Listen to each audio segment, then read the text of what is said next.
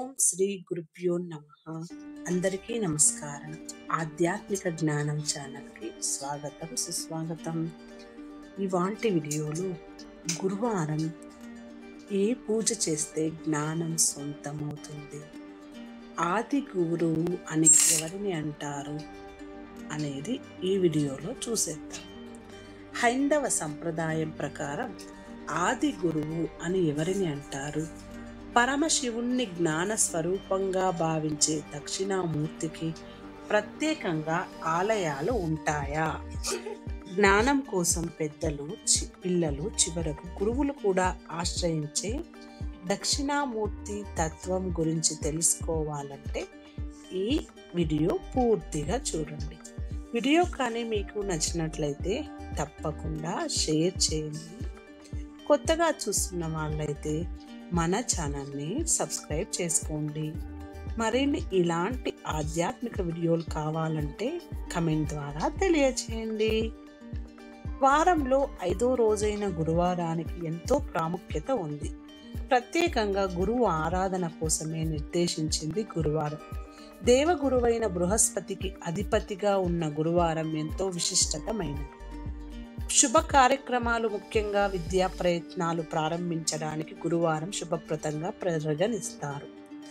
మరి ఈ గురువారం చేయవలసిన దక్షిణామూర్తి ఆరాధన గురించి తెలుసుకుందాం. మౌనమే శరణ్యం అంటారు. ఎందుకంటే పరమశివుని జ్ఞానస్వరూపమే దక్షిణామూర్తి స్వరూపమని శివపురాణం ద్వారా మనకు తెలుస్తుంది. సకల విద్యలకు ఆది గురువైన దక్షిణామూర్తి తన శిష్యులకు మౌనంగానే బోధనలు చేస్తాడంట. అందుకే మౌన వాక్య ప్రకటిత పరబ్రహ్మతత్వానం అంటారు. అందుకే కదా మౌనాన్ని మించిన భాష లేదని పెద్దలు అంటారు. 100 మాటలు చెప్పలేని మాట ఒక్క మౌనంతోనే వెల్లడించవచ్చని గురువులు అంటారు.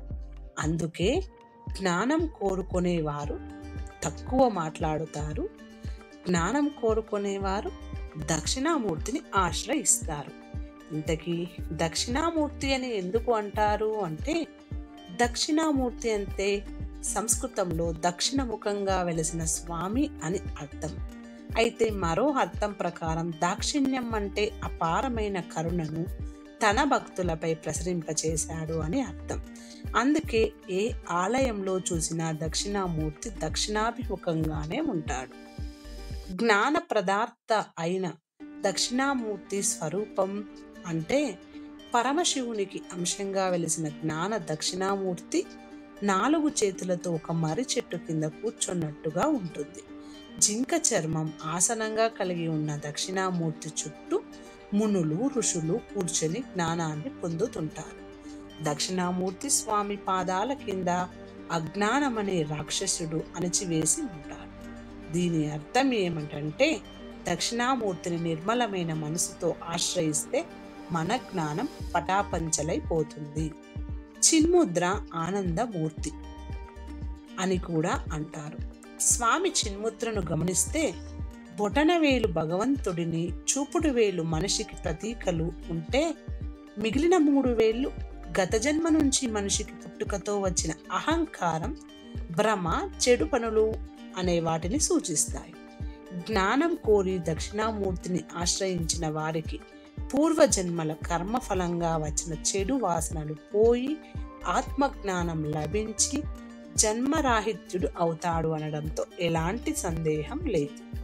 దక్షిణామూర్తిని ఏ రోజు పూజించాలి అంటే, విద్యార్థులు చదువు కోసం, జ్ఞానార్థులు జ్ఞానం కోసం, మోక్షార్థులు మోక్షం కోసం, అంతేకాకుండా ఆరోగ్యం, ఐశ్వర్యం, అపమృత్యు దోషాలను పోగొట్టుకోవడం కోసం తప్పనిసరిగా స్త్రీ దక్షిణామూర్తిని ఆశ్రయించాల్సిందే.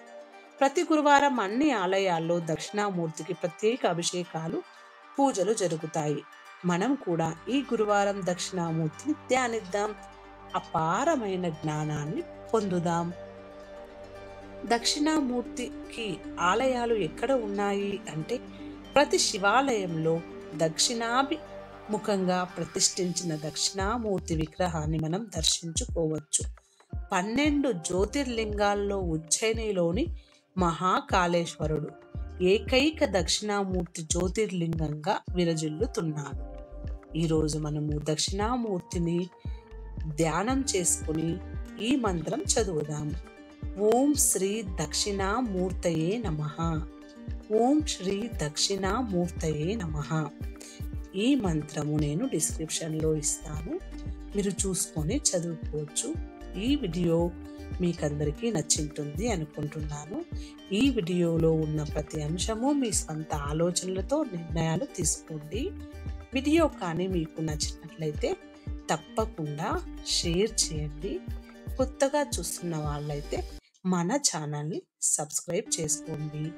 ఇలాంటి ఆధ్యాత్మిక వీడియోల కోసం ఆధ్యాత్మిక జ్ఞానం ఛానల్ని చూస్తూనే ఉండండి. మరొక వీడియోతో కలుద్దాము. అందరికీ ధన్యవాదాలు.